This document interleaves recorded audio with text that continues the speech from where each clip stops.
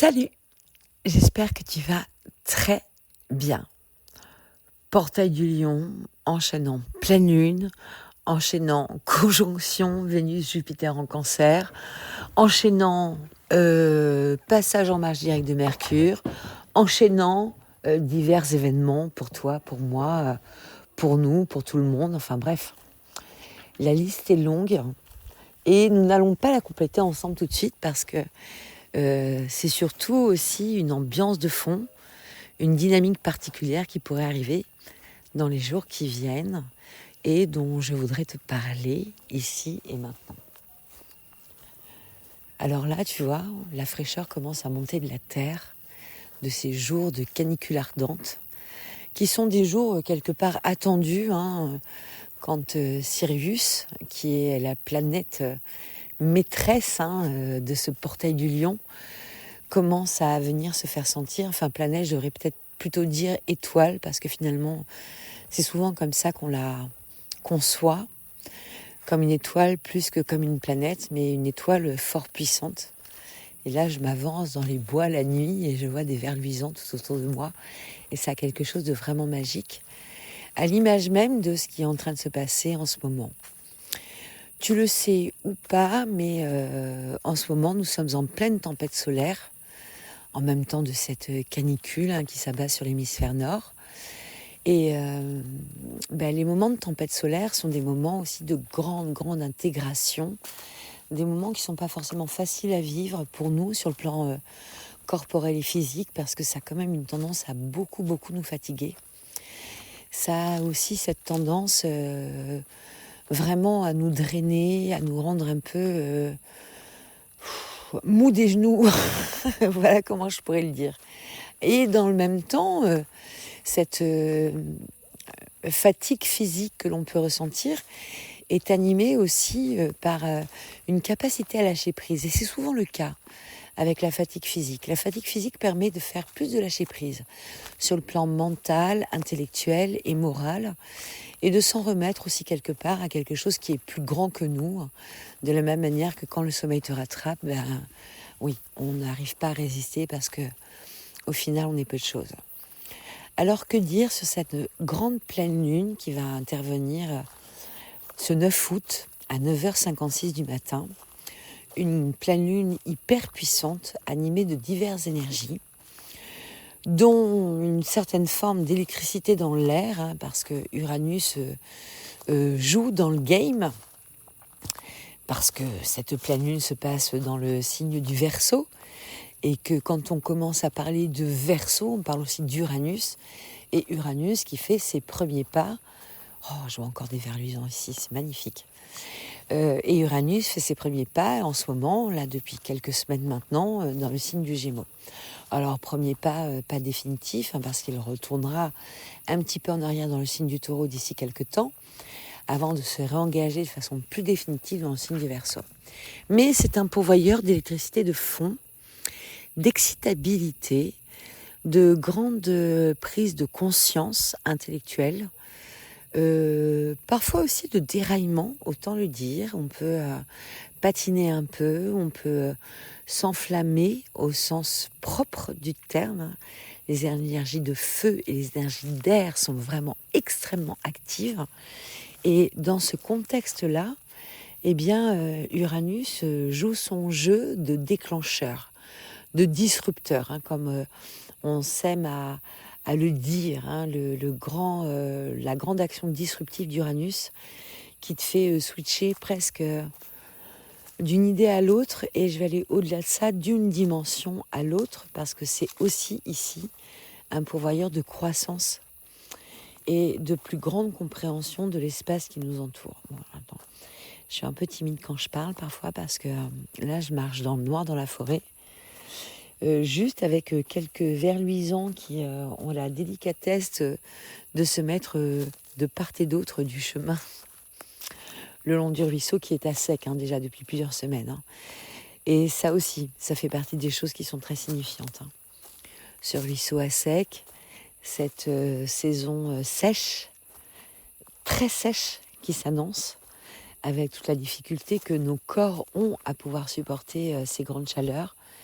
la difficulté qu'a la végétation aussi et les animaux à trouver une forme d'équilibre et de bien-être dans ces temps-là. Mais la nuit est vraiment ici porteuse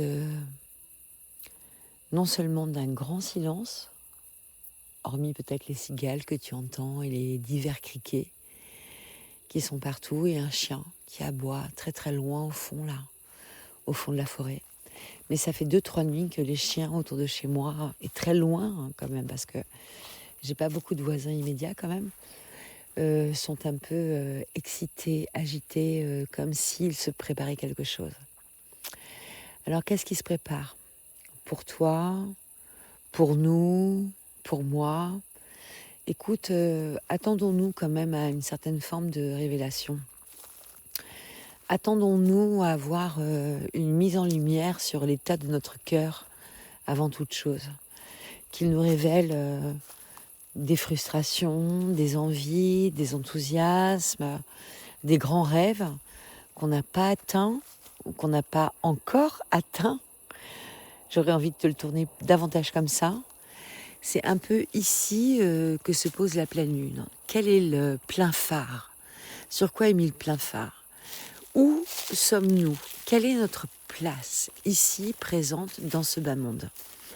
Entre peut-être freinage et mirage, parce que Saturne-Neptune en conjonction dans l'énergie de feu du Bélier, même si ce n'est pas encore une conjonction parfaite, hein, on aura le temps d'en parler en février 2026.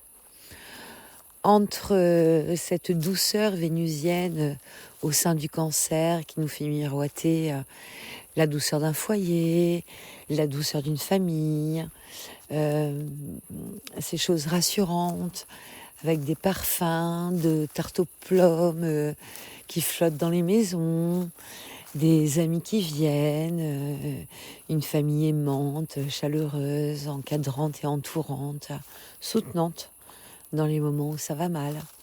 Cette loupe mise sur la zone du Cancer depuis déjà quelque temps avec l'arrivée de Jupiter qui vient nous parler aussi de ces douceurs maternelles dont on peut profiter ou qui nous manquent cruellement. Cette capacité à se sentir en sécurité au sein de racines en fait, hein, constructives et aimantes. Alors si tu n'as pas ces racines constructives et aimantes, si tu n'as pas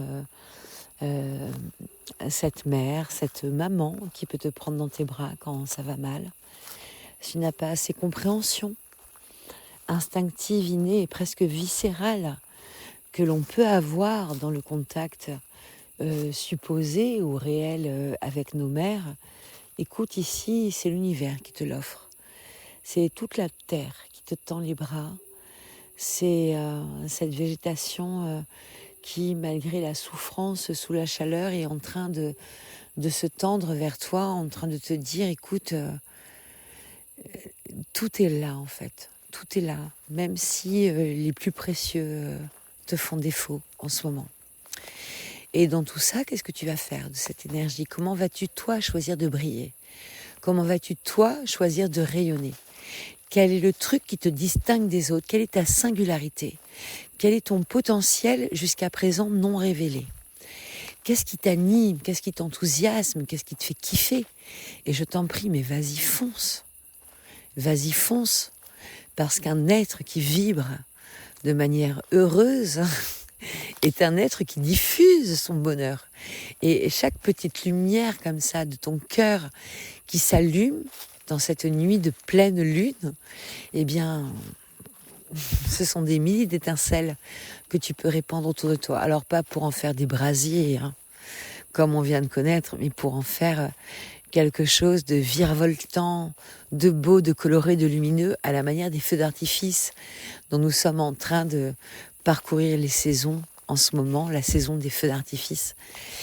Moi, ça faisait longtemps que je m'étais pas émerveillée comme ça devant des feux d'artifice. Et le dernier feu d'artifice que je viens de voir, là, c'était sur la clôture des fêtes de mon village. Et franchement, il a duré 5 minutes en tout et pour tout. Mais il a allumé une joie d'enfant dans mon cœur. inouïe, vraiment inouïe. Donc écoute, où que tu sois, d'où que tu m'écoutes, si tu as l'occasion d'aller voir un feu d'artifice, je t'en prie, va le voir avec ses yeux d'enfant. Va t'émerveiller de ces couleurs projetées dans le ciel.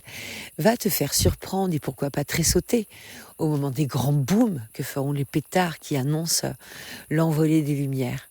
C'est comme ça que je la vois, moi, cette pleine lune, comme une forme de feu d'artifice intérieur, comme une forme de révélation et d'éclat. Alors tout ne sera pas rose, hein. Tout ne sera pas oh la belle bleue, oh la belle verte. Il y aura des choses qui coinceront assurément parce que c'est la vie. C'est aussi la vie.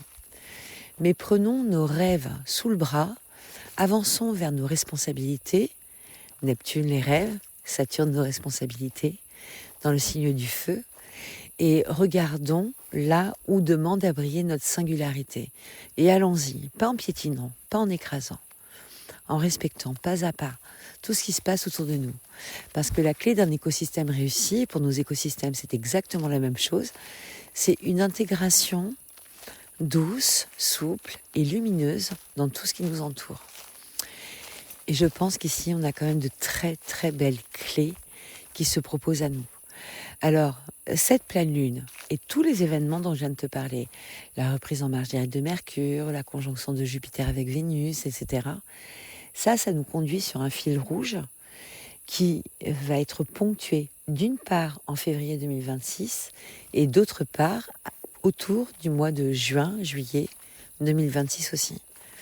Rien n'est vain, nourris-toi de ce qui se passe ce soir, nourris-toi de ce qui se passe en ce moment.